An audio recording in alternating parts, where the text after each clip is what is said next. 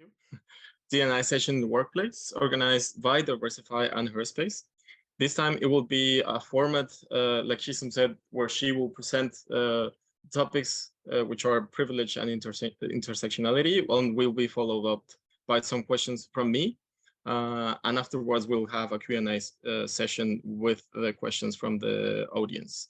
Like she said, unfortunately, we were informed last night that Jennifer is not able to join us due to health reasons, and we have adjusted the space with this new information. So if you would like to start, Chisom, we can share the presentation. Miguel, do you want to introduce yourself? Oh, sorry. That's completely true. My name is Miguel.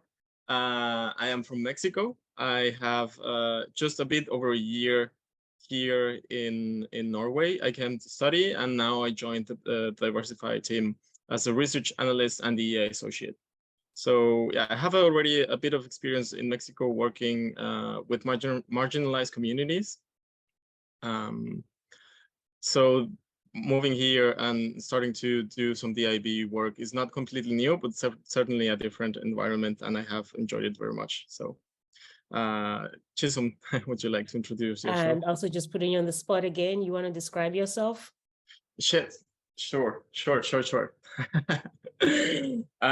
So for all the people that may have a visual impairment, I'm wearing a blue sweater.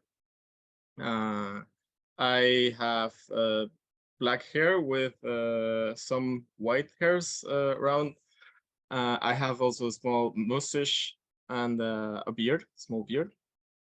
And my background is mainly, I would say, yellow, but I'm not completely sure about that. Yeah. All right, thank you, Miguel. Hi, everyone. Happy to be here for the regulars.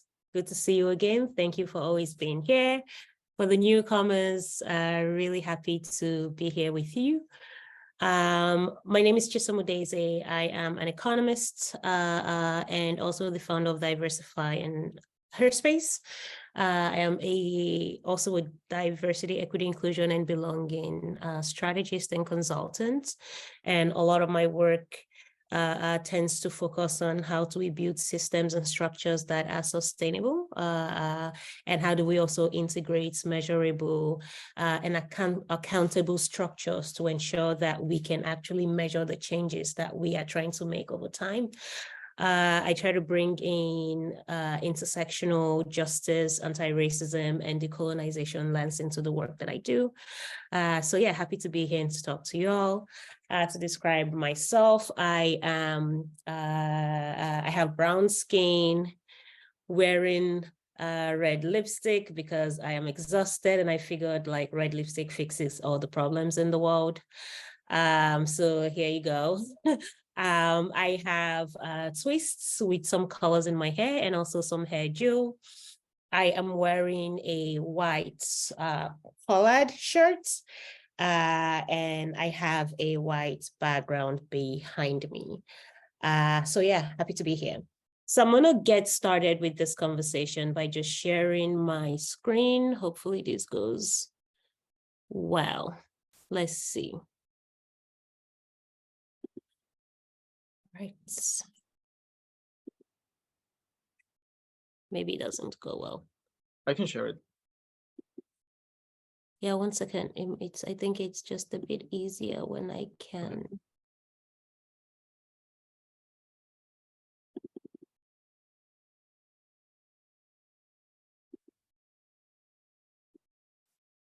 All right, Miguel, maybe share it. It's easier that way. Yeah, sure. Because it's not working here.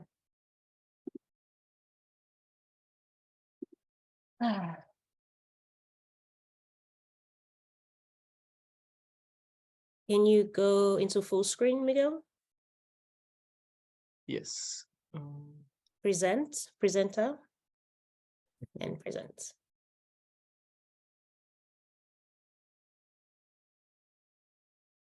All right. Yeah, thank you. Okay. So Miguel, perhaps the next page, since today we're going to be talking about intersectionality and privilege. And I think I'm also just going to move through this page because I've talked about myself. I think for a lot of you who are here, you already know what diversity, equity, inclusion, and belonging means, but it's always important for us to just nuance it just in case. So Miguel, if you go to the next page, please. When we talk about diversity, we're really thinking about demographic information. So things, that first come to mind are usually things like race, age, ethnicity, gender, physical abilities, sexual orientation. But also included in that, are things like creed and appearance and marital status, job classification, religious belief, political affiliation, even where you grow up geographically. That adds to the way you see the world and the diversity and the perspectives that you bring to the table with you. Next, Miguel.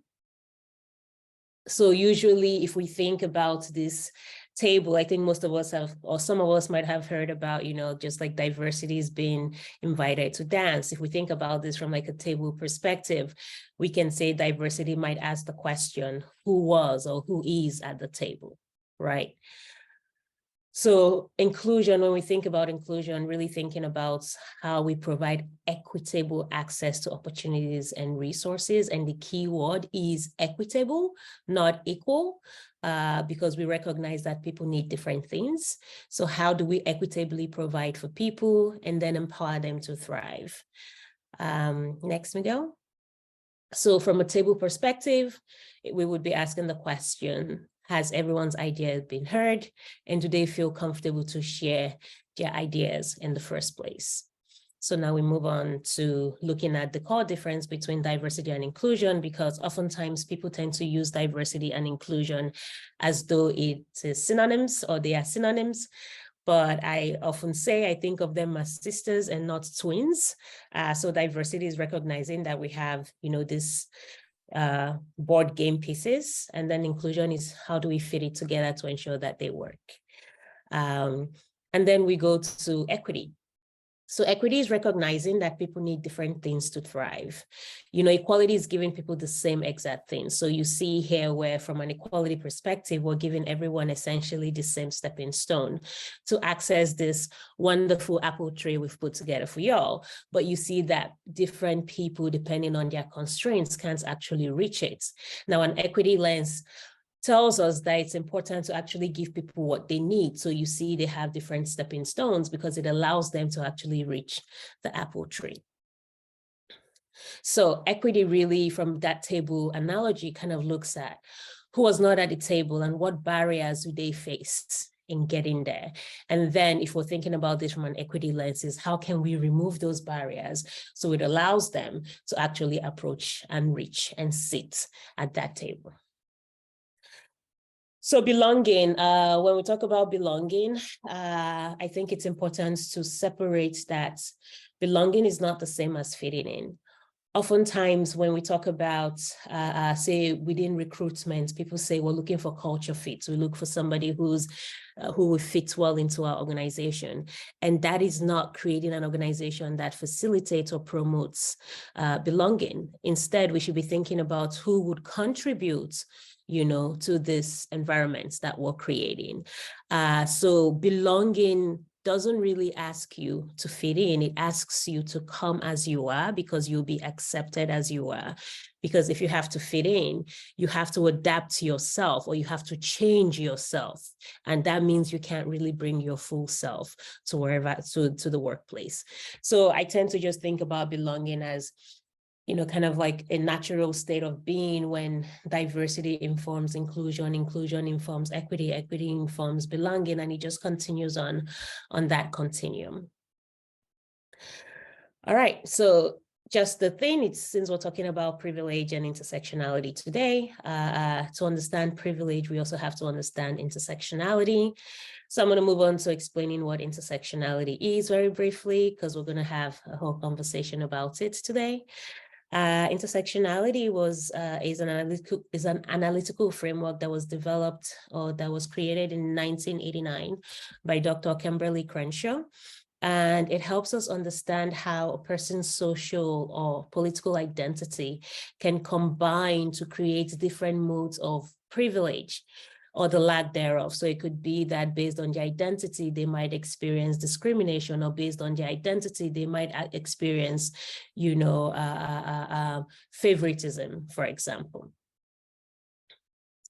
And intersectionality also happens based on, diversity identifiers, like we discussed, I mentioned a bit earlier around what diversity is. So intersectionality happens at the intersection of identities such as race, gender identity, sexual orientation, marital status, citizenship, age, ability, disability. And it's important that the core thing about intersectionality is that they're not mutually exclusive. We don't just I don't look at Miguel and go, oh, Miguel is just a man. Miguel is a Mexican man. So I am, not just a woman. I am a Black woman, I am a Nigerian woman, I am a woman who is Black, who is Nigerian, who's a mother, for example, who's a business owner. And it's really difficult to separate those identities, when you create solutions for me or for other people. So it's understanding that our identities do not exist in a vacuum. They are impacted by all the different identifiers that we carry, and they change continuously across our lives as we grow older, for example, as we move countries, as we, interact within other communities as well. So the new identities we carry on as we discover ourselves is also quite important as they form the intersection of our existence. Also important to know that intersectionality informs equitable workplace initiatives and policy solutions. So when we think about, how do we create workplaces that are inclusive? How do we create workplaces where people can come and feel psychologically safe? It's really important to do so from an intersectional perspective. Intersectionality is important because acknowledging that structural inequality, it helps us acknowledge that structural inequality is greater than the sum of, things we talk about like sexism, gender equality, or racism. Like it moves beyond just this, these premises. Intersectionality is also important because it helps us ensure that our workplace initiatives and our policy processes account for the different identities of people that it seeks to serve. And it also helps us understand how people might be disempowered. So maybe if we're all men, for example, that even though we're all men, we might have different challenges that disempowers us. Intersectionality is also important because the initiatives we put in place either reinforces, dismantles, or challenges inequitable systems. And what we do today often have long-term consequences when we develop them without, the inclusion of different intersectional perspectives. So something that comes up for me currently is just thinking about the seat belt, where it was initially created and it was only modeled after the male body, which meant that for a lot of women who were also drivers, they were more likely to die from a car crash than men because they had not been considered in the design process. Intersectionality also helps us understand the differences between the experiences of diverse groups of people in the workforce, and it also ensures that we don't design initiatives that are exclusionary. So what is the challenge? The challenge in reality is that oftentimes in workplaces, efforts to be more inclusive, say like in the leadership roles, in boards, it tends to revolve around gender. And gender also tends to focus on the normative, and the norm in this case means white men and white women. So how do we bridge this norm, or how do we bridge this challenge? So this is a typical picture of a diverse company within a Nordic context, and sometimes even across Europe and the US, where you see not quite a 50% representation of what's it called, men and women appearing people, but close enough. You know, we have 5 men, we have 5 women and 7 men, right? And if you look at this and you go, okay, this is pretty diverse, you know, we can see maybe semi-different ages, and we see at least some level of gender balance.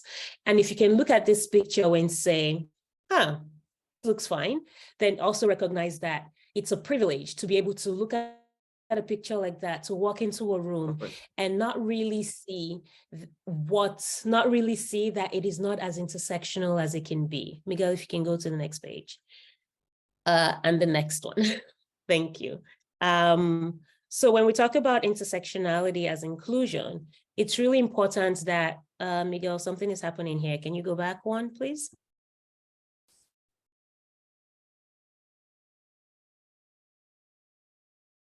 Right, thank you. So when we talk about intersectionality as inclusion, it's really important to recognize that, you know, any efforts to be more inclusive, to reach equality, to have equity, to create belonging, we have to move beyond the binary. We have to move beyond whiteness. We have to include white people. We also have to include other people who are Asian, who are Black, who are Indigenous, who are Latina, who are disabled, who are Muslim, who are queer, and who have different ages and more across their different diversity parameters. Next, Miguel. So while this picture does not show all the different people in the world, at least it's a little bit more inclusive in terms of we have at least an equal representation of, even within like the erroneous binary, right? Like we have an equal representation of women appearing people and men appearing people, but they have diverse, visibly diverse and intersectional identities. Next, Miguel.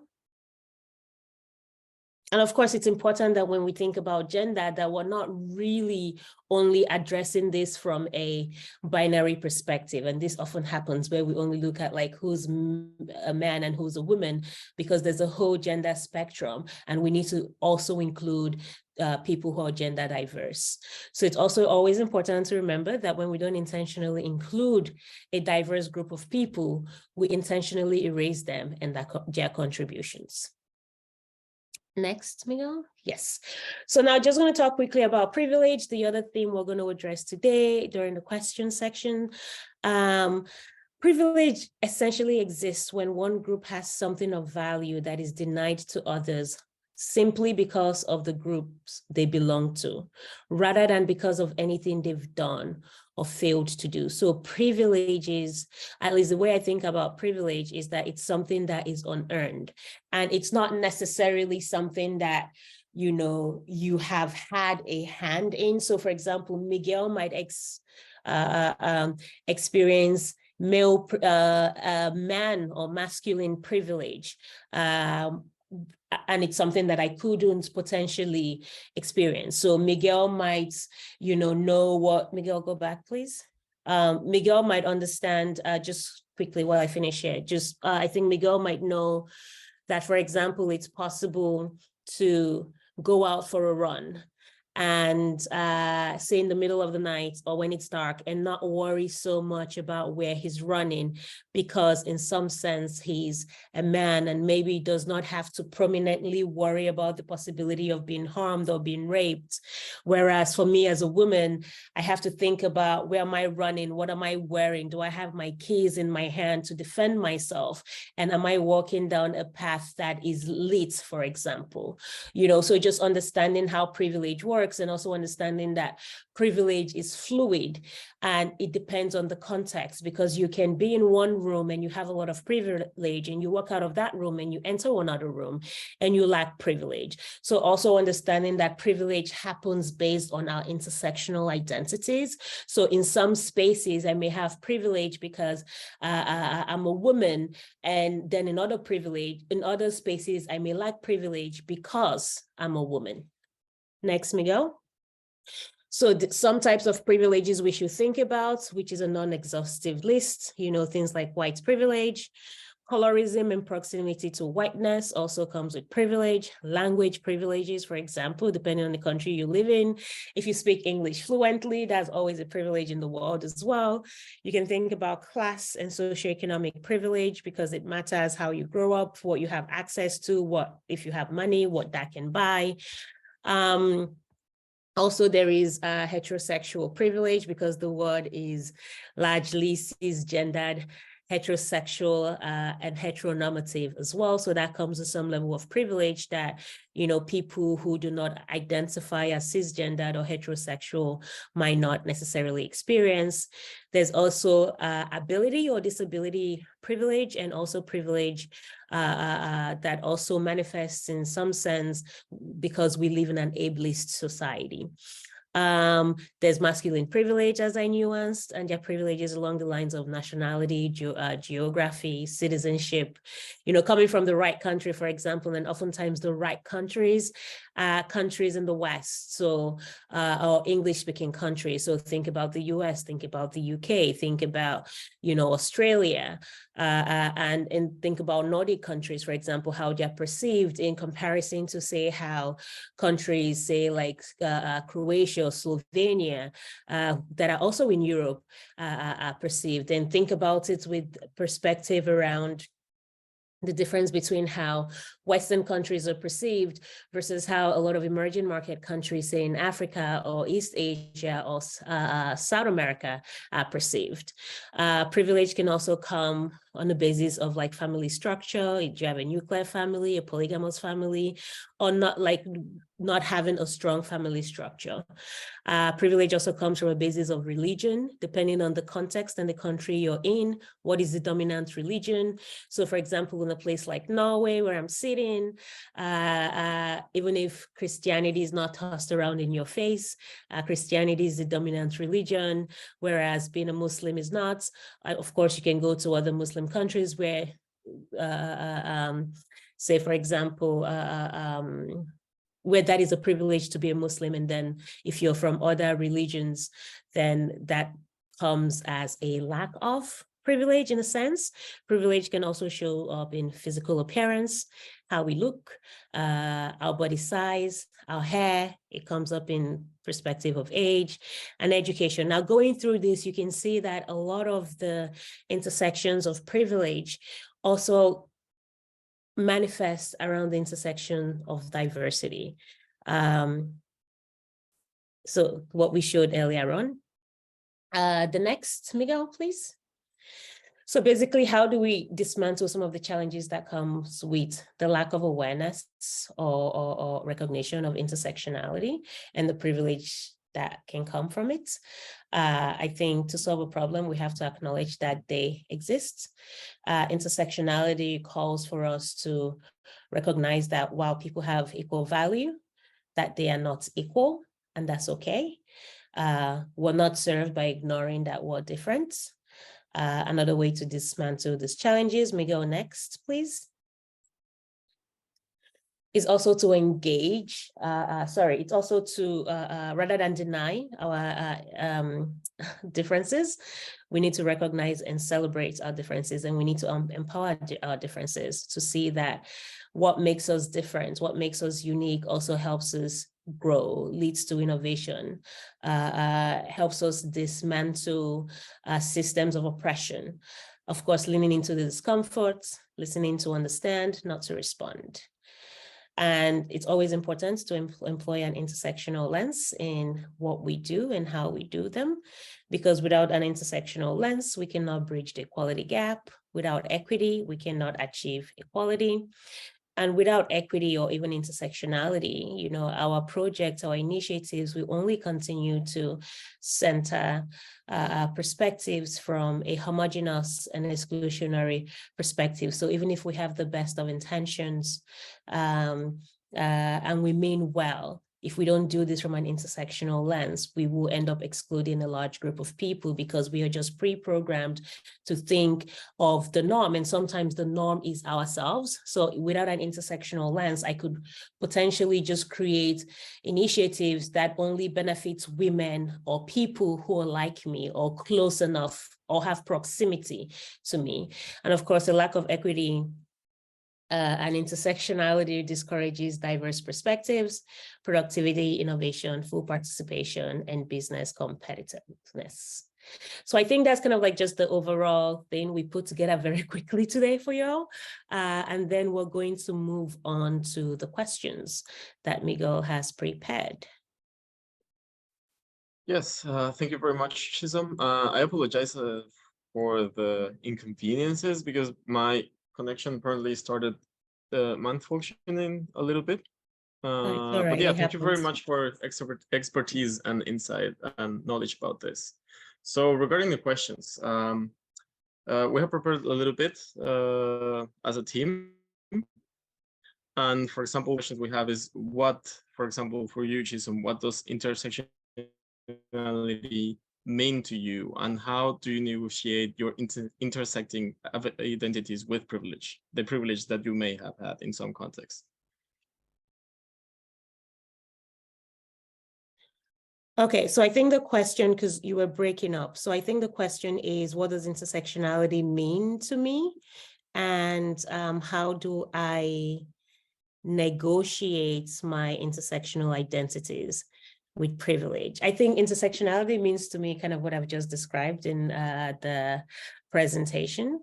And I think that how I negotiate them depends on, you know, the context and the situation in which I find myself. I think for me, I am acutely aware of, you know, the privileges that I have, say, for example, on the basis of my education, or the basis of the way I speak, on the basis of, you know, my studies and the rooms I get to walk into, because oftentimes, you know, since I work in finance, I'm oftentimes the only woman person of color in a room, period, you know, and how do I negotiate my power on my intersectional identities in those spaces? And I think when I was talking earlier about, you know, how I can go from one room to the next and, you know, not have any sense of privilege, where if I walk into a room where I'm expected, people know who I am, they know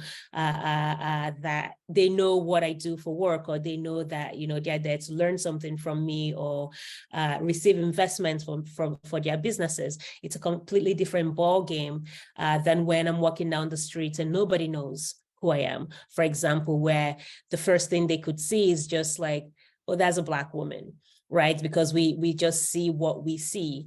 And it could be the same when you see somebody in a wheelchair with a disability. The first thing you see when you see them is like, oh, that's a person in a wheelchair. But if they walk into rooms where they are expected and where they are known, I think that's a different experience. So I think negotiating it requires sometimes recognizing, like, I feel like the difficulty in what my mind has to process and how quickly it has to process things. And based on experience, sometimes I have to anticipate, you know, these behaviors. So it's like when I anticipate it, how do I match it? I was sharing recently in the podcast that I did that, you know, I still work. So one of my clients is a private equity firm that I do a lot of work with, and they invest in a lot of Nordic companies, for example. And oftentimes I'm the last line of attack. Last line of attack, that sounds like, but you know, it's finance world, so I guess I can say last line of attack. And oftentimes when I walk into rooms where people are there to pitch for me and present for me, I walk in and they often think I'm the help. So I often get can I get a coffee? We're here waiting for Chisom, but would you mind getting me a coffee and something else? And then because I'm often prepared, I can't tell you how many times it happens. And because I'm often prepared for the situation, you know, I say, well, I'm Chisom, you're here to see me, but I can make sure somebody else gets you coffee. And oftentimes, you know, what comes up is people say, you know, then they start to scramble. They're like, oh, no, I'm so sorry. Of course. I didn't mean, I didn't know you were Chisom. And I think like if this happens, say in Nigeria, where people have no, like, I guess what I'm trying to say is that there is no, at least in the Nordic constructs, like cultural reference for the name Chisom. Like if I am called John and you say like you expected a man, so which is why when a woman walked into the room, you thought she was the secretary or the help, it's a different thing. But when there's no cultural reference for like my name, and then they scramble and say, oh, we thought Chisom was a man, it also begs the question, why? And also, for me, knowing that I sign all my signatures. So before we meet, we've been conversing, right? And I always sign my names with my pronouns. So if you care to look, you will see that I'm a she, her, right? So you're expecting in some sense a woman. So I think just recognizing that sometimes how I negotiate my intersectional identities is, recognizing that for me, that often means feeling excluded and not feeling included. Someone at what's it called? I was at Dr. Purnima's book launch some months ago in Denmark, and someone had a really great definition of inclusion. It's the feeling of being respected, expected, I think, and something else that I forget now. And I think there's something quite beautiful about that, because one of my experiences, because of the different intersectional identities that I carry, is that I am not often expected. And so that's difficult to navigate sometimes. Yeah, I mean, definitely it sounds like it is. And for examples, I mean, we also know that besides your work as an economist, you work at Diversify and Herspace, which you've also a founder of. So I'm interested a little bit more in that economist part of you. So whenever you're in different sectors, including the shipping and maritime space, which is largely dominated by men, how do you evaluate and negotiate those privileges? I mean, you already talked about it, but maybe you can go a little bit deeper in it, especially as a self-defining, for example, a feminist and anti-racist. How do you navigate those environments, and where you are often the only one in the room? Right. I think in some cases it comes as a benefit, because I think it depends on who I'm talking to. So, and I think it's important to nuance that if I'm in a room with a lot of, say, like Nordic or Norwegian men, like in shipping, which is like largely dominated by men, it's a different experience than if I'm in a room with a bunch of men from the US or a bunch of men from Nigeria, you know, so it depends on cultural norms as well. So interestingly, in Nigeria, for example, people are quite excited to listen to you because age does not necessarily matter. It's how smart I am perceived to be, you know. Okay. And I think similarly in the US, where age is not a huge factor, what I find quite interesting in Norway is the age matters. So I'm often looked at as you're young, right? I mean, I have a young face, but it's not like I'm that young, but still, like there's always that, that things to navigate in a sense. But I also recognize that in those rooms, to a point, I have privilege, you know, and I can use being the only woman or person who looks like me to call a point to action, and recognizing the power that I hold in those spaces where, you know, in some sense, I control decision-making, I control money, right? Then it's easier for people to listen to me, and I understand that power. And sometimes I also, if I'm being honest, also leverage that power to be heard, leverage that power in making a point, leverage that power in opening the door and bringing somebody else into the room and say, this is the person I want you to listen to. If you want me to assign a bunch of money to you, then have this conversation, right? So I think it's really important to also say that, while I have all these intersectional identities that causes me sometimes to have negative experiences, I also have intersectional identities that grants me a lot of power. And I am aware, and I actively try to be aware of my power. So it's something I continue to leverage. Yeah, like you said, in many of these spaces, you come in as a leader. And for example, when you come in this way, like as a leader, how have you dealt with microaggressions delivered towards you or towards others at your workplaces? Like, how do you, for example, decide when to call someone in or when to call someone out, and how to do it? I think it's just like, I mean, you tell me, because I guess you work with me.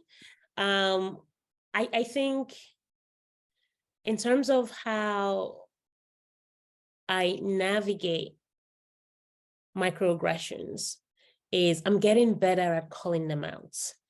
But I think it's also worth saying that as much as I have the tools, like I've actively worked in the DEI space for like 14 years, and as much as I have the tools and I know the right words and I have the language, sometimes you experience a microaggression and you're just stunned and the words disappear. And, I don't know how many people have had this, but I've had situations when I've gone home and I'm like, I should have said that. I should have said that. I should have said that, and I guess because I am how I am, if I have access to that person, send an email or a phone, like I have a phone number, they will hear it. Like I will say what I need to say. Yeah, not letting it go. Yeah, but I think as well, but I'm also just learning to speak up and also ask questions. So that's kind of where I start. Like, what does that mean, and why, and how, and why? Good that you said that, because that's what I've noticed. Like you always start with the questions. Like why would you say that? How would you say it? And why would you phrase it that way? Yeah. Like, where are you coming from? What does that mean? Because maybe I've misunderstood you. Also understanding this thing about language privilege, right? It's like English is my first language. So if somebody else is communicating with me and English is not their first language, or even if English is their first language and they just use context differently, how can I understand first where they're coming from? And then, of course, there are things that are just pure microaggressions, right? And then you have to call them out and say, this is not okay. This is unacceptable, in spaces where you can, and how you support other people. So for me, I also recognize, like in some situations where we're working with like other partners or collaborators, I see that I tend to get more respect than some people on the team, for example, and I guess it's always been interesting to see. I expect everyone who works with us or who wants to collaborate with us to treat person A the same way they will treat me, but that doesn't always happen until your call it to my attention, and then I actively try to address it. I don't think that people who have this differential treatment for how they treat leaders versus the people they perceive as non-leaders, do it intentionally, but sometimes we're pre-programmed to say, okay, that's the decision maker, so that's the person I need to appease.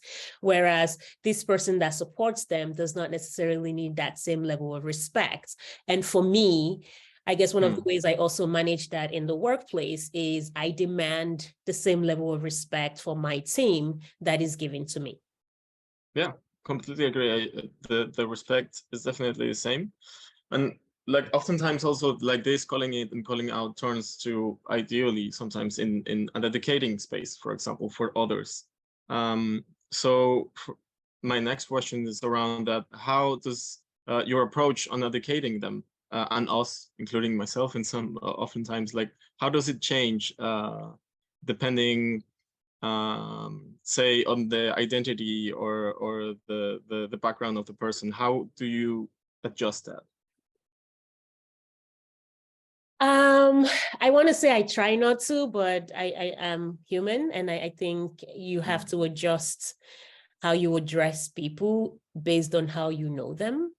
I think like within the team environment, I do my best to get to know each and every one of you and address you the way that I think makes the most sense. But have I also had situations where I'm on a thin thread, I'm exhausted and I'm triggered?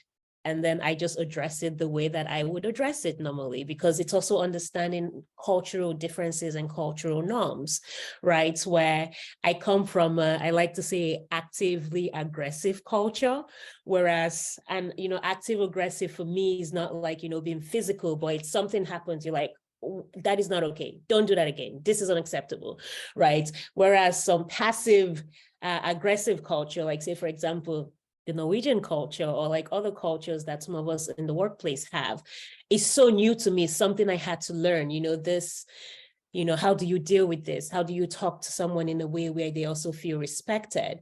Because for me, what I actually feel respected, what's it called? I actually feel respected when people will direct, so indirectness, for example, I find incredibly disrespectful. So it's just also managing and also expecting to some sense that as much as I try to get to know you or Eva or, somebody else in the workplace and how you like to receive feedback or be called in or out, that you also hopefully understand that sometimes, which I think happens very rarely, very, very rarely, but sometimes when I'm a thin thread, that you also have to understand that, I'm coming from a good place. Yeah, I mean, it's very good that you mentioned it, because this is really related to my next questions, which is something you already mentioned, and is expectations, for example, because you're already, you're seen as an expert, as a leader, and for example, to this day, expectations are still unfairly different with some identities. Say, for example, men and women in leadership positions. So, and depending on also other identities. So, how do you think, for example, how do you think this happens with us, with your team, and how do you navigate these expectations? To that end, for example, my first question in this topic is, what would you say your leadership style is, and how do you think your intersectional identities influence this style that you have? So I think this is a good time to call in Shantania, who's on my team, and I see her on the screen. What would you say my leadership style is, Shantania?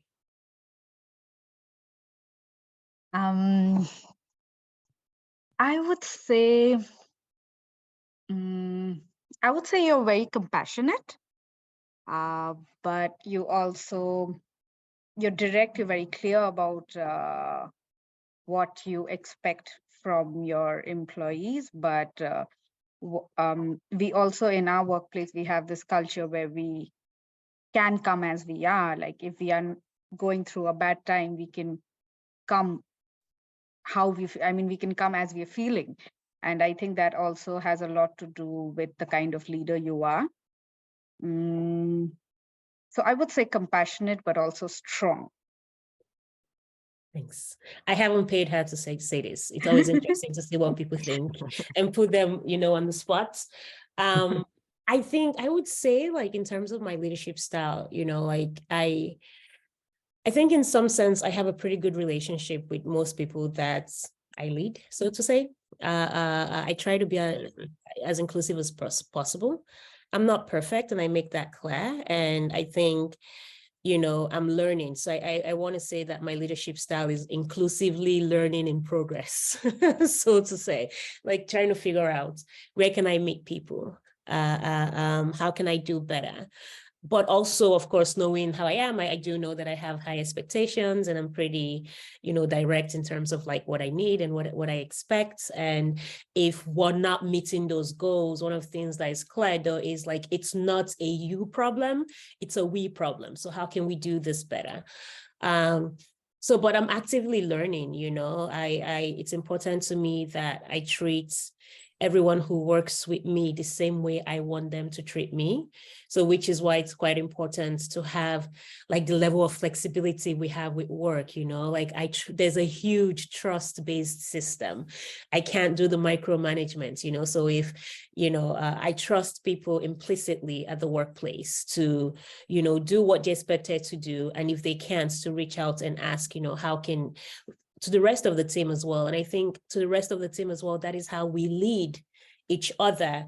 It's just in this, you know, pay it forward, learning by doing and supporting each other to the best of our ability. What was your second question, Miguel, within that? Yeah, my second question is you already talked a little bit about it, would be about, for example, what is your experience of these expectations that you have or that you feel from us? Also depending a little bit on the identities that you have that intersect yourself and the ways that you feel perceived from us. Right. I think we've had a conversation about this like a couple weeks ago. Yeah, and I remember that. I think that sometimes I think I'm sometimes perceived as a all-powerful, no life, you know, like she can do everything type. Having all the answers. Having all the answers, you know, like all the energy. And also, like, I think that sometimes, you know, you all might forget that I have a full-time job as well. It's something else that I do. I think there is sometimes, not often, a few times, maybe this expectation of I can't make mistakes and I can't be flawed in a sense. And I appreciate, you know, the privilege of being looked up to, but sometimes it weighs heavy on me. And because I can't often separate, say, my identity or my race or my femininity to how I experience each of you, you know, I've had some situations where I feel if I were a white woman who was leading you, would you have the same demands of me? Would you treat me in the same way? Would you see me in the same way? Because I am acutely aware of the strong Black woman. Yeah, I was about to say that. Or in case if you, for example, were a white woman, if it was absolutely. Yeah. So I see sometimes that, and I know it's not intentional on your, like on the part of the team, but I see that sometimes where I don't think there's, you know, like something might be said or something might be expected that I think is related to race, even though it has not been consciously thought about by you, but it's how I experience it. But I think I'd love to also call in, I see another person here that I know, and I'd love to call in Emil, actually, if it's all right, kind of to share, you know, based on your intersectional identities, like how do people treat you? How do you experience your workspace, or how do you experience the societal spaces? And if you could share with us some of your intersectional identities as well. Absolutely. Well, first of all, thank you so much for the presentation at the beginning. I really loved it. It was extremely informative. Yeah, so my intersectional identities, and I think I want to preface it just a little bit that I'm always a little bit careful using the word intersectional, because I might be a little bit too cautious here, obviously, but I kind of feel like that in the diversity and inclusion space, we have like this massive tendency, especially white professionals, to just like take a lot of frameworks and theories that were created by Black people, especially Black women, and the Black feminist frameworks, and just kind of like co-opt them and water them down. So I'm trying to be, I'm still learning, like, you know, where are the lines and how to deal with that. So I'm a little bit cautious with the term intersectional when it comes to me specifically. When it comes to sort of like these intersecting identities that in some instances rob me of privilege, and in some others give me a lot of privilege. That's usually, so I am a white Eastern European immigrant in Denmark. I am also neurodivergent. Very specifically, I have ADHD and I am on the autism spectrum. And I also live with a physical disability that is most of the time invisible. I'm also trans. Did I already say that? I'm a trans man. So what that means for me and how I'm treated based on these things. So first of all, like, obviously I'm a white man as such, right? And so I am starting to, especially now that the facial hair is coming in, I'm starting to sort of see that and how that works compared to how I lived before when I did live as a woman.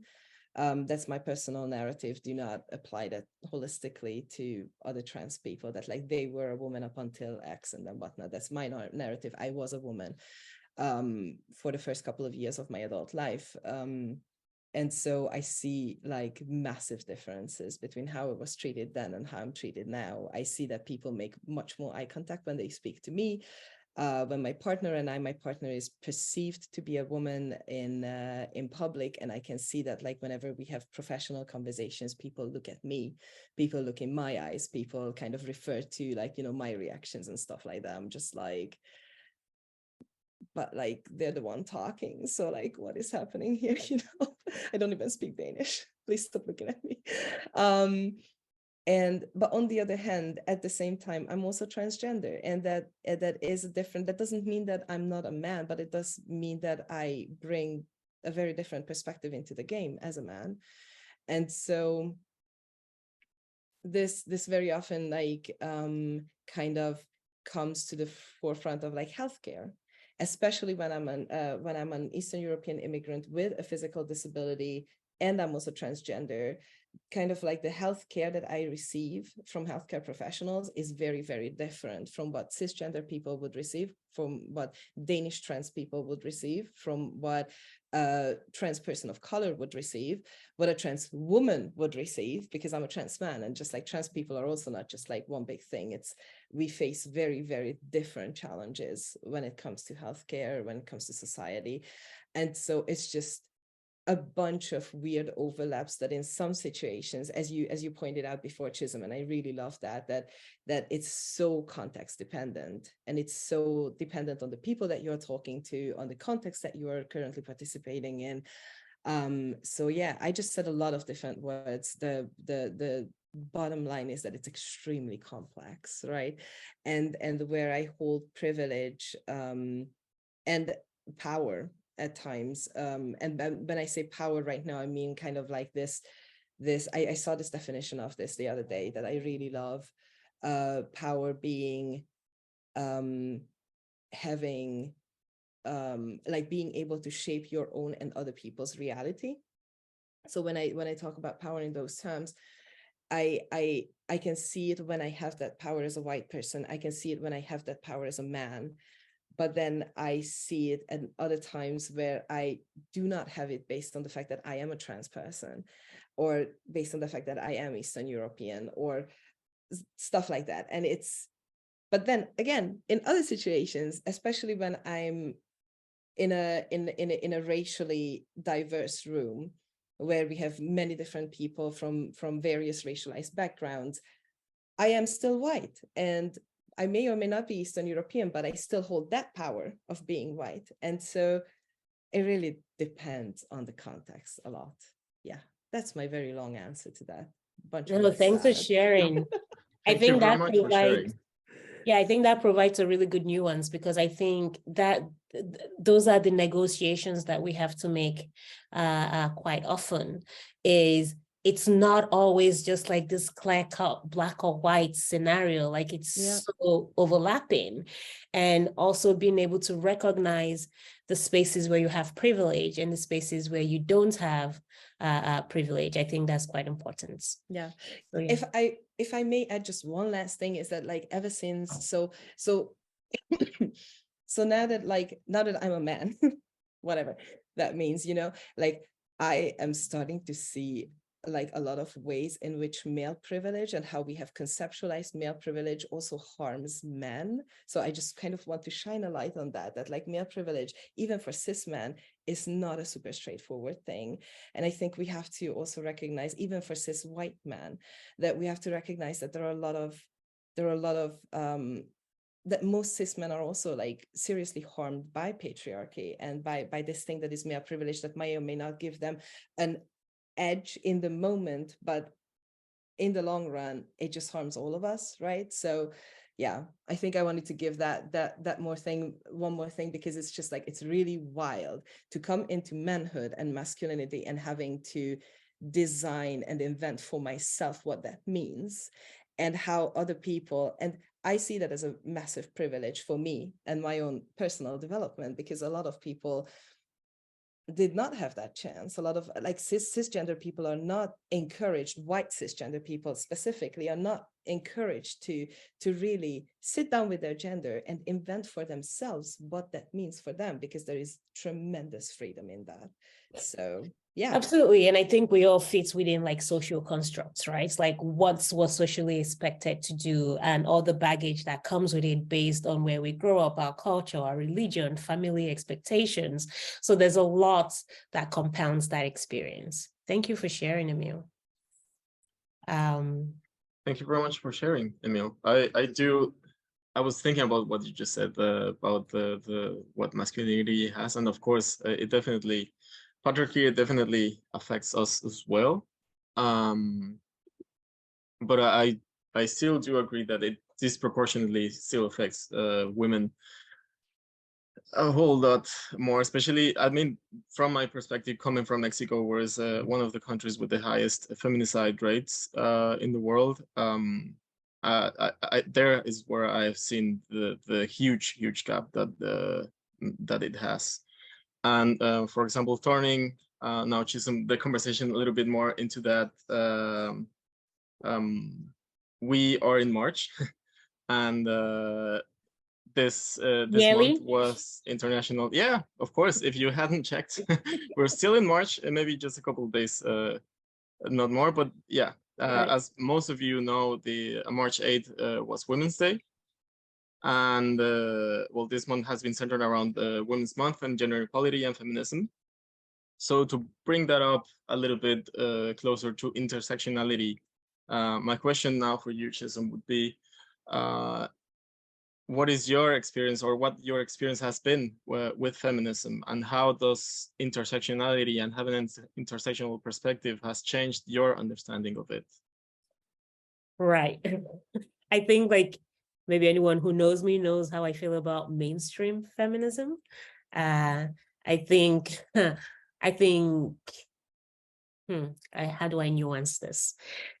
You know, feminism, I think if you look at the dictionary definition, is like the same social, economic, and political rights for men and for women. And then when we're in the month of March, by the way, women should be celebrated all year round. But okay, when we're in the month of March, we celebrate, you know, gender equality and, you know, women's rights and, you know, International Women's Day.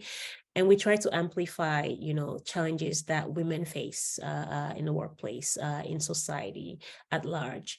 And these challenges are absolutely valid. You know, nonetheless, I think it's incredibly important to, even within the discourse around, say, gender equality or women's rights and opportunities, that we're able to bring in a nuanced perspective, because there are different types of women in the world. And I think kind of like I nuanced in the presentation, you know, where oftentimes when we talk about women, the norm, and it's really important to clarify that the norm, say, for example, for white women are white women, the norm for Black women or women of color are also white women, right? So it's really important to nuance this, that we have to move away from thinking, what does the norm mean? Because something that's really important to also clarify is, in the world, white women are actually a minority in comparison to the global majority of women in the world. So how do we create solutions that are beneficial for all types of women? Mainstream feminism, tends to center us all as women, where we're fighting against the patriarchy, right? So if you think about like feminism, where it started, you know, say for example, with women wanting to work. For Black women, there was never a fight to want to work because they've been working their entire lives, right? So it wasn't like, oh, we want a chance to work, because they've been the house helps, they've been the cleaners, they've been providing for their families. So it's understanding that we have different constraints, you know, and we think about different things. And I think mainstream feminism, I'm going to go on a little rant here, tends to be transphobic, homophobic, it is, you know, it is Islamophobic, you know, there's a lot of negative things in terms of like, it's fatphobic, you know, like it polices how we should look, you know, it judges women who have babies, women who don't have babies, you know, like there's so much in it that is incredibly toxic. And if we keep thinking that we are all women, why can't we be all women, without centering women's rights within all other rights, within rights of trans people, for example, within rights of gender diverse people, within rights of, you know, South Asian women, within rights of Latina women or Black women or, you know, indigenous women, then we're really not going to get to that equality. I mean, what was that awful statistics we found the other day that it's going to take 300 years to reach gender equality just based on the binary, right? Now, if we don't unpack the need for this different intersectional perspective, one group will continue to benefit over the other. So the way I negotiate like feminism was, in the beginning when I was young and I guess a bit naive, was like, yeah, all women. And now I'm thinking about recognizing the privileges as I have as a woman, and then figuring out how can I also use my voice to raise issues that affect other women and also gender diverse people. And at the same time, even issues that affects me, or maybe issues that don't necessarily affect me, but that affect, say, white women, for example. So I think it's really important to nuance here that, you know, even though we think of white women as the norm, white women are also different from each other. You know, your experiences changes significantly if you're trans, or if you're lesbian, if you have a child with disability, if you're neurodiverse, if you're poor, if you're this or that. It's really important to say, how do we, you know, think about all women? So then I think about feminism has to be for the 100%, not for the 1%, not for the 5%, not for the lean in type feminism. If you want something, get it, because you have to understand that for some women that has been historically inaccessible to them. So I do not agree with mainstream feminism. I think it's harmful, but I absolutely believe in looking at feminism from an intersectional perspective. Yeah, I think it's a very fair point, and then very interesting kind of revisiting what feminism is, and not only feminism, but I think many others struggles and fights from minorities. Like, you cannot really separate yourself from everything that is going on with in other parts of the world, or to other groups of people with different identities than yourself. So yeah, definitely. For now, it was the sections or the questions that we had already prepared. We're almost done with them. So yay. Very good for this crisp and very insightful responses, Chisom. So I think it would be good now if we open the space a little bit, or what do you think? Yeah, for some questions, yes. Do we have some questions in the chat already? I see some, maybe. Yeah, they are coming here. Okay, so what was the first one? We have one from Sophie, which is the first I come to see. No, I think maybe the first question is that from Farida? Maxi.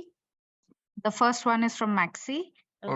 He is asking, how has your understanding of feminism changed over time?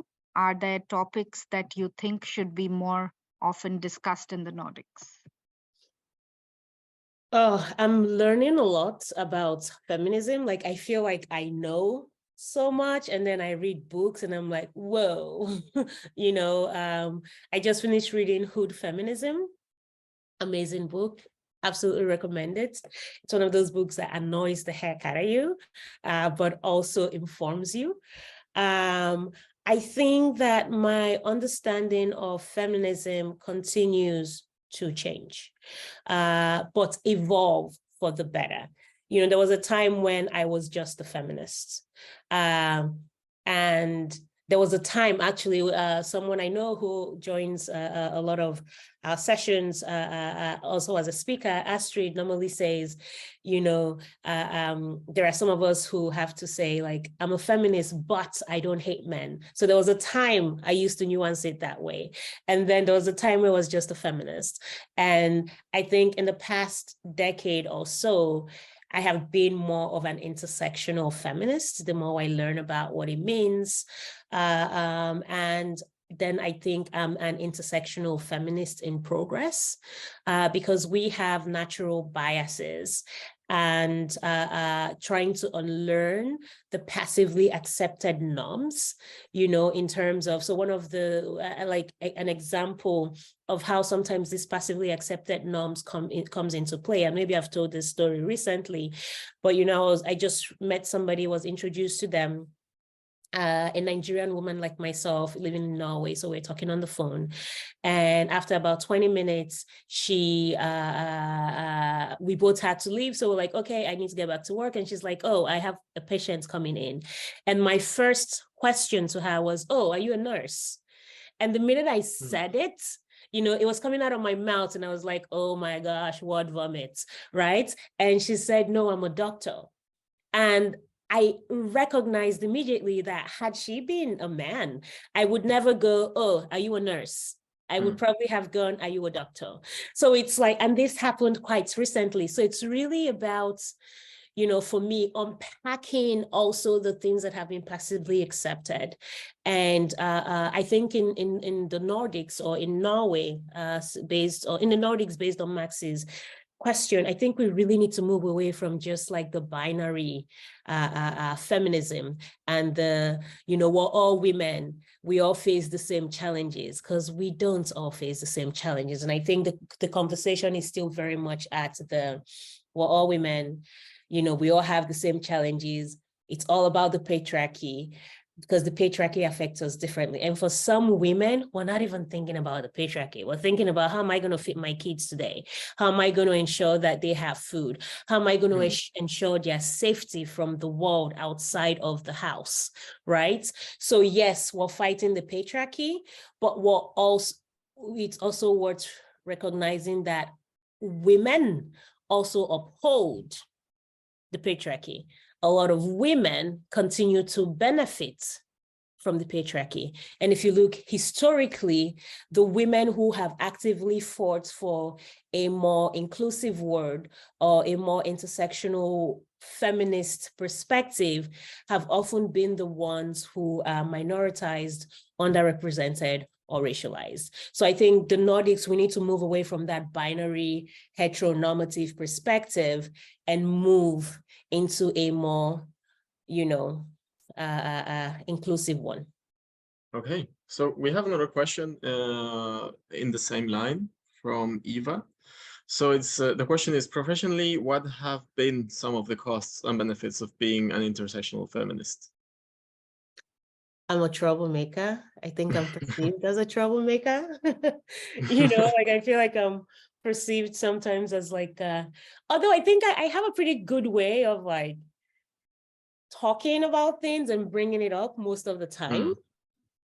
Because I think for me, it's important when raising things that matter that we don't point fingers, that people don't feel shame, that they don't feel blamed, and they don't feel guilt. I think, for example, like when we talk to, say, white men, like cisgendered, middle-aged white men, I think they receive a lot of flack for, oh, it's people like you that make the world bad. And I don't think that is the right approach, because we need men to as allies in, say, for example, in the march towards, say, like gender equality, we need all genders, right? So I think it's interesting to, I'm trying to gather my thoughts here. Miguel, what was the question again? I've lost my train of thought. But the costs and benefits of Right, being okay. So I think it's the trade-offs, like having to think about, do I shut up and keep the peace? Or do I say something because it matters? Right. And I think that is a trade-off that I often have to negotiate. And I have to say, like, sometimes when I have to speak up, I'm quite terrified to do so. Like, my heart is beating fast, you know, like it's not easy to, it's not easy to be the one who has to state the obvious. And sometimes I feel like I'm stating the obvious, like when I walk into a room and it's not diverse and no one else says anything. And I'm just like, well, look at the room we're in, you know, or, you know, I think like sometimes even just acknowledging things matters. Sometimes I'm in a panel where I'm moderating and it's, you know, all women. I make it a point to say, I need to acknowledge first before we go into this, and I'm sitting in a panel with like cisgendered women, and this could be more diverse. And I think that just normalizes, you know, or at least it means you acknowledge that, you know, that something could be done better, as opposed to just pretending like it doesn't exist, right? So I think it's just like navigating the troublemaker perspective. Maybe it's also in my head, but I feel like people would rather not have it be said. And for me, I would rather have it be said. So yeah. But I mean, there's a reason why it's seen as trouble, right, in the first place. Right. Because it's challenging certain normative ideas about all this. We have another question in the same line from Tumi. So it's for example, what was the spark that moved you from being an all-women feminist, which you mentioned, to the point where you are more critical of mainstream feminism? Sorry, can you ask that again? I was going to read, and I think you missed a few, but we can come back to them. But we can go with Tumi. What was the question? Sorry, I missed the others. What was the spark that moved you from being an all-women feminism to the point where you are more critical of mainstream feminism? I think for me, it started by also just recognizing my own privilege. You know, like recognizing that I have a lot of privilege on the basis of my education, the way I speak, the way I look, that my life experience is not, does not always fit into, say, even all Black women's life experiences. That you could have a woman who has exactly the same access that I have, exactly the same education that I have, but they wear the hijab. And depending on the country or the context we exist in, I have more privilege. So for me, it really started with me. And I will say that a lot of my DEI work and a lot of the way I look at intersectionality or diversity and inclusion really starts from a deep self-reflection. And I like to have this, like what I call come to Jesus moments with myself, where if I'm not able to interrogate myself, interrogate my own biases, interrogate my own privileges, how can I interrogate it in society? How can I call it out or in other people, in workplaces? So for me, I think, you know, that switch happened in recognizing and in engaging with a lot of Black women actually who called in my privileges, even down to the fact that I am Nigerian and I come from a country where I'm a majority of the majority, right? So reflecting on that, and then when I started engaging more into, you know, feminist dialogue and having conversations and reading about history and unlearning a lot of the things that I had learned, I think that was kind of where my spark happened. Great, yeah, thank you for the response. And I think, so what I get from that, for example, is that if it were not for other troublemakers, you I would not have learned. Thinking, yeah, absolutely. Okay. And you're right, I missed some questions. For example, I missed this one from Mila, which is totally related to this troublemaker kind of perspective. It goes like this. Chisom, do you ever find that whenever you try to educate yourself and others, which may sometimes get you in the tag precisely of a troublemaker, this can be hard on your mental health. So how do you pick your battles, both in professional and your social life? How do you protect yourself?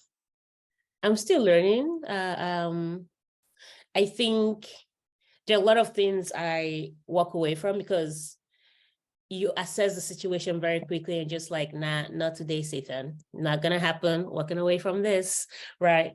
And then in some situations where I feel like I cannot be silent, I have to say something.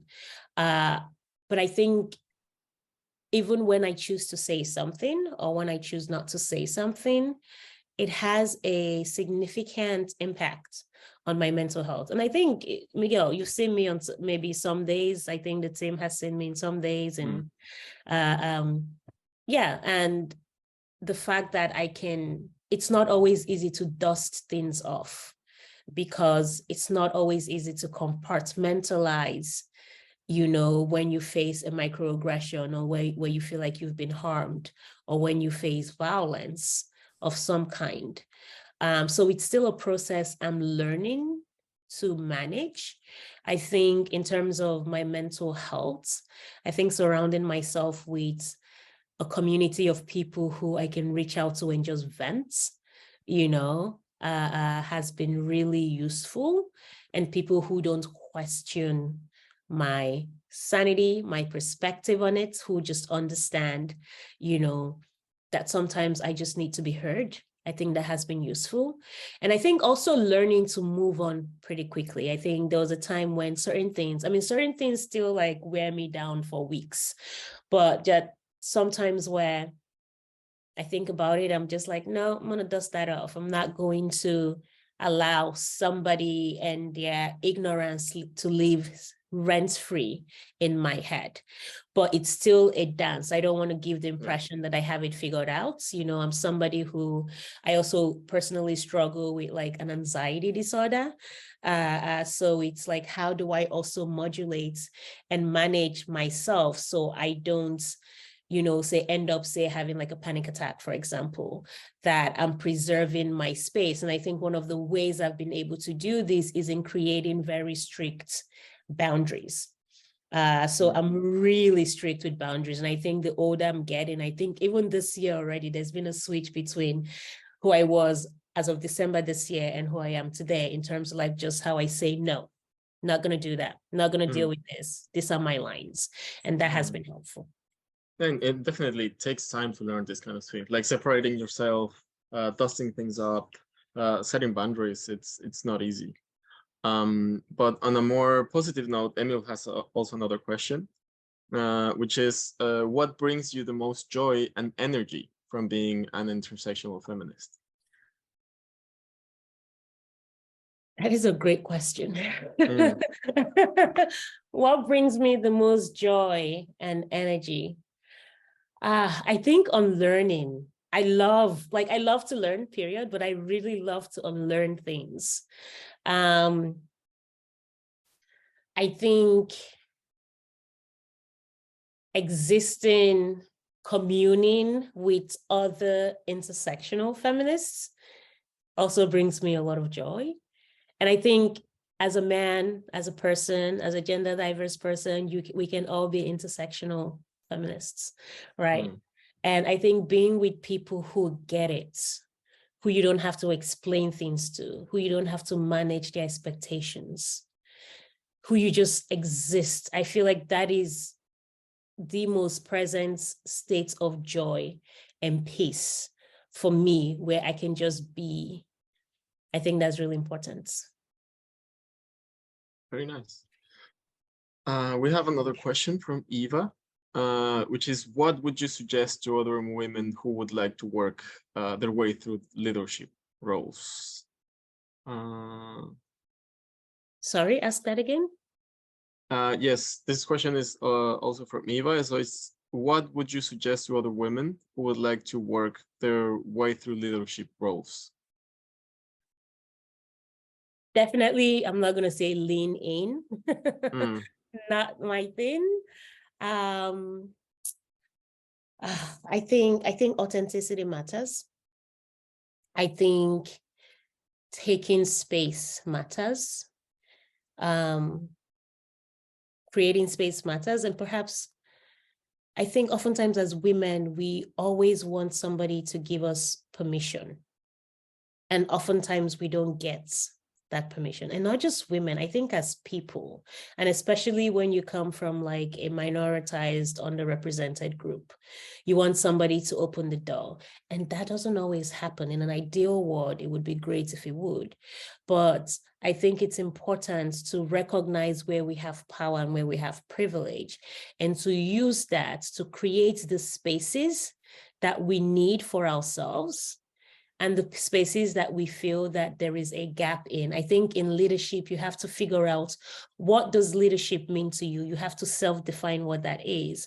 Because leadership, I think when most people think about it, is this social construct of like, who's the CEO of a company? Some of the most effective leaders don't have a CEO role or a directorial role. You know, they're grassroots, they're effecting change, they're organizers on the community level, and they're moving and they're shaking things, right? So thinking about, what does leadership mean for you? How does it show up for you? And how do you want to aspire to it and build the skills you need to get you there? So I don't think there's a direct answer I can give for this, because for each person is different.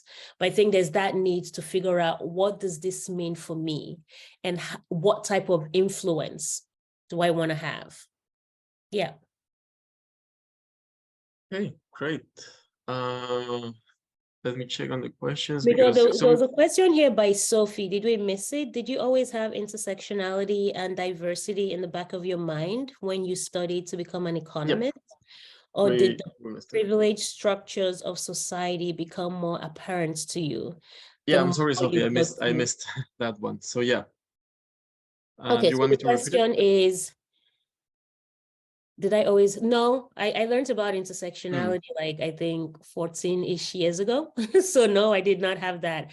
Even though I didn't have that in mind, like with that term, I think that I recognized early on, so I'm Nigerian, it's one of my, I'm Nigerian, and I also grew up in the US. But even in Nigeria, I recognized that I came from a privileged sector of the society. I came from a privileged class. You know, I had access to things that many did not have access to. You know, my mom would always tell us about, you know, the poor people who maybe are begging on the streets, the children who do not have access to education or food or clothing. And I knew back then that, I mean, this was why I studied economics in the first place, because I was always really fascinated about interrogating why within an economic or a national system, some people thrived and others did not. So I've always been quite curious in like unraveling social systems and structures. So my studies in economics across the 3 different degrees that I have also kind of like dived into like development economics and institutions as well. So I've always looked at who is responsible, how are the systems and structures playing a part? You know, why are some groups better than the others? Why do some groups have more access than the others? And coming from Nigeria, which is in many ways a patriarchal society, also thinking about why can men do this or have that and women cannot, you know, and also looking around in the US, the systems and the structures, and also just my studies of, you know, the global economy.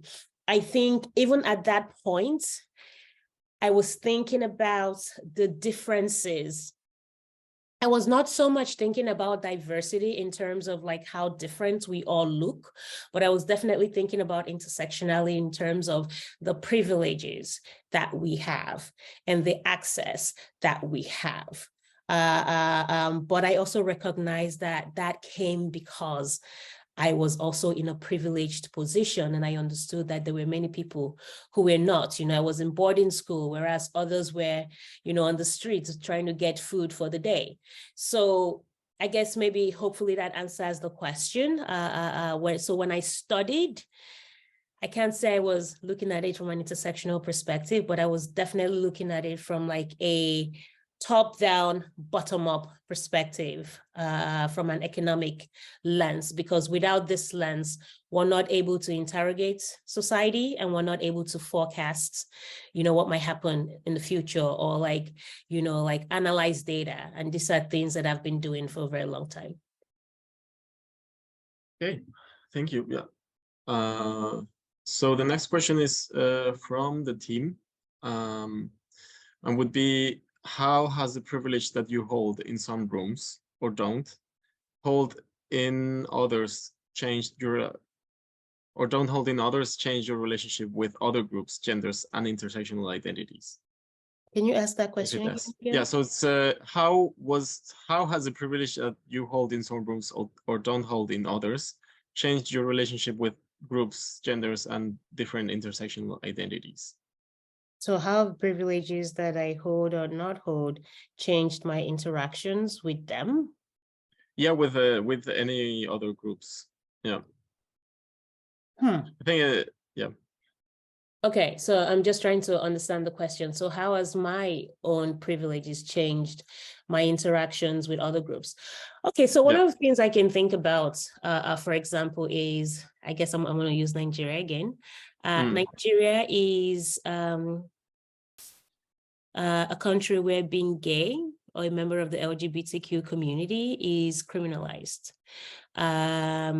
You go to prison if you make it to prison before being killed for 14 years.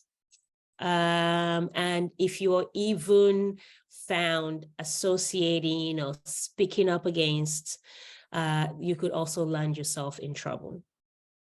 I recognize that I hold a lot of privilege as somebody who comes from a, like a upper class society. So which means that at least within the country constructs, I have family that have power. And I'm also cisgendered and heterosexual. So I fit within the norm of what they think is okay. And I recognize that I have used my privilege to advocate, to protest, the ridiculous laws.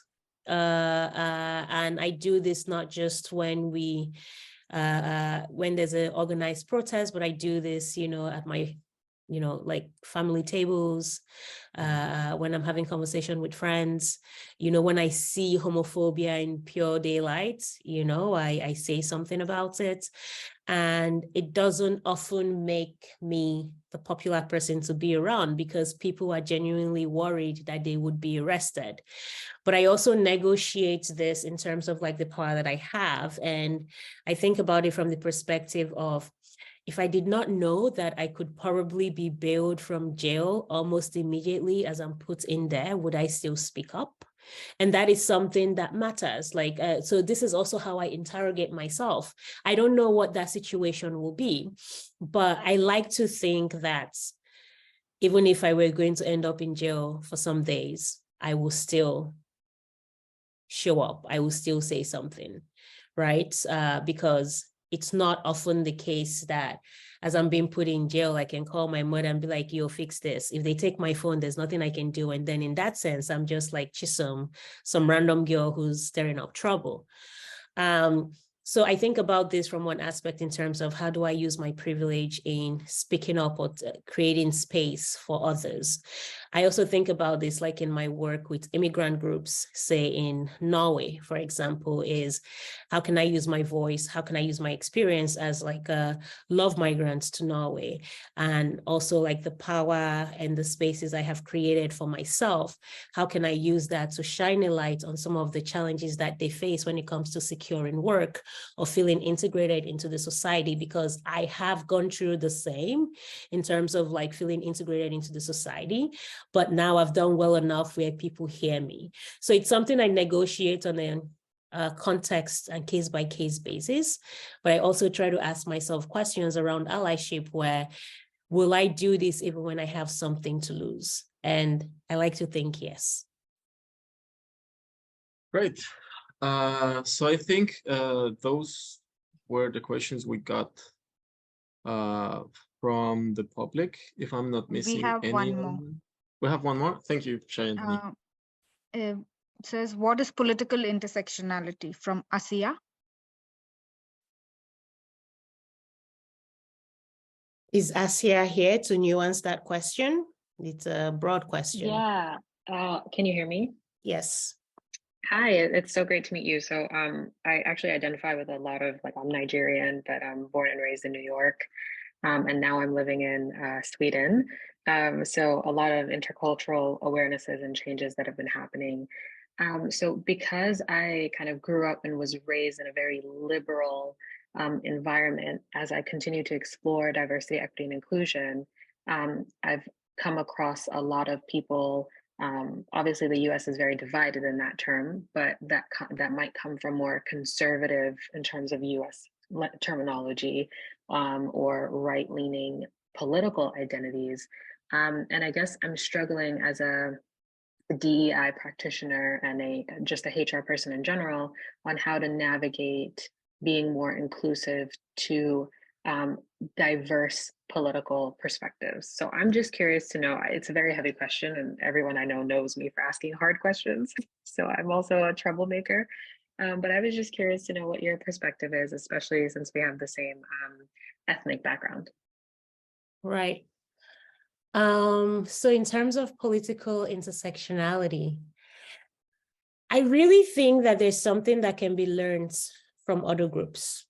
I really believe in, meeting people, how do we say it, like eye to eye, at the table and having conversations. I often start with questions, because sometimes if you feel like somebody holds an opinion that is absolutely abhorrent or you disagree with, I think instead of just making that assumption, asking them, why do you think like this? Why do you feel like this? What do you think you stand to lose or you stand to gain?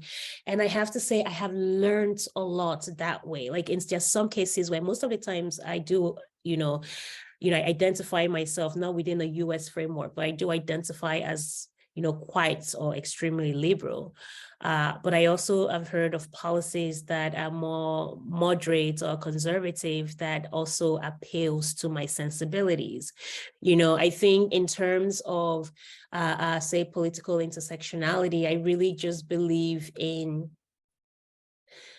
agency and people's rights to self-identify and people's rights to also change their minds, as long as it's not causing harm to a group of people or it's not causing harm to anybody else. So that's something that I negotiate on a case-by-case basis. I know where my lines are. I know where my values are. So if somebody were to say, I think that, I don't know, Black people should burn in hell or gay people or this or that, I'd be like, why? And if they really feel that, and of course, some people where I'm not going to engage because it's a lost cause, and in those situations, I'm just like, no, you're somebody that I will not engage with. You're somebody that I would not talk to. But I also had to actively unlearn that I only needed to have in my community or in my close space people who think like me, because people who think like me also means that I don't learn and I am not challenged and I am not forced to consider other scenarios. It doesn't mean that by engaging with others who are different that I change my mind to their perspective. Sometimes it actually reinforces my beliefs, and it gives me a better way to articulate why I believe something, while giving me a window into the nuance of where they are coming from. So I think in terms of like including people who are different from us, I think we need to practice what we preach as practitioners, is how can we include you even when we have different views? Inclusion is not only for people who we agree with.